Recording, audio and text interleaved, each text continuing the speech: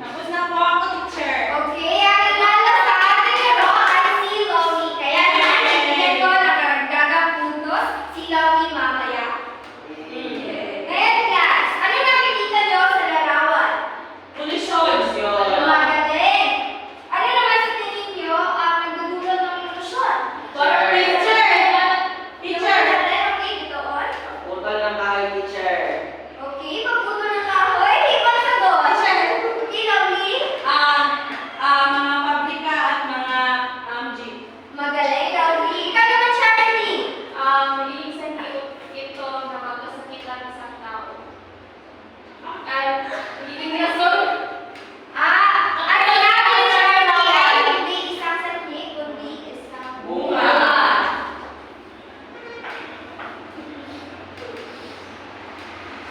Ngayon naman, sa inyong tama ang iyong sagot, class. Ngayon naman, ang ating tatalakayan ngayong araw ay pag-uugnay ng sanhi at bunga ng mga pangyayari. Ano nga ba ang sanhi? Okay, Charity, maaari mo bang basahin kung ano ang ibig sabihin ng sanhi?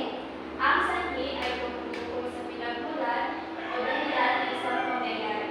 Ito ang dahilan kung bakit nagkaroon ng isang kaganapan. Okay, magaling, Charity. Narito ang ilan sa mga salita na pang-ugnay gamit ang sanhi. Maaari mo bang sa akin, Lominel?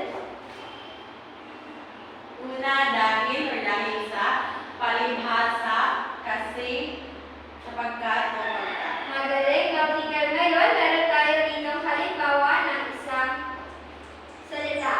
Bidoon, maaari mo bang basahin? Ito ay sumakit ang ipon ni Leah dahil kumain siya ng candy. Okay, sa iyong palagay bidoon, ano ang sanhi sa pangungusap na ito? Kumain siya ng candy. Tama ba, bidoon, class? Opo! Okay, magaling. Bigyan natin ang sigado palakpakan si bidoon.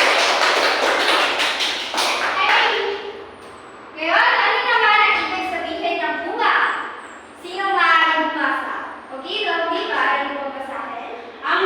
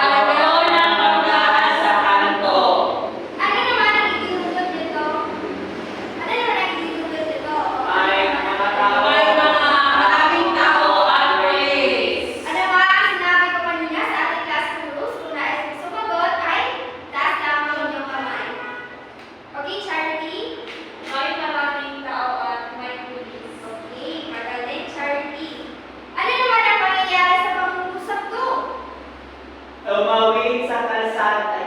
Teacher. Yes, dito on. Tumawid sa kalsada ang bata. Okay, magaling. Ano naman ang idudulot na mangyayari dito? Lovely. Nahagip ng motorsiklo ang bata. Okay, magaling. Lovely. Basahin naman natin ito. Maaari ba natin sabay-sabay na basahin?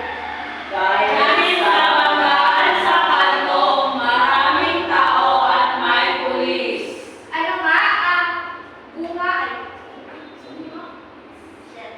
Ano nga ang sanhi sa pangungusap na ito? Dahil sa magaan sa kanto.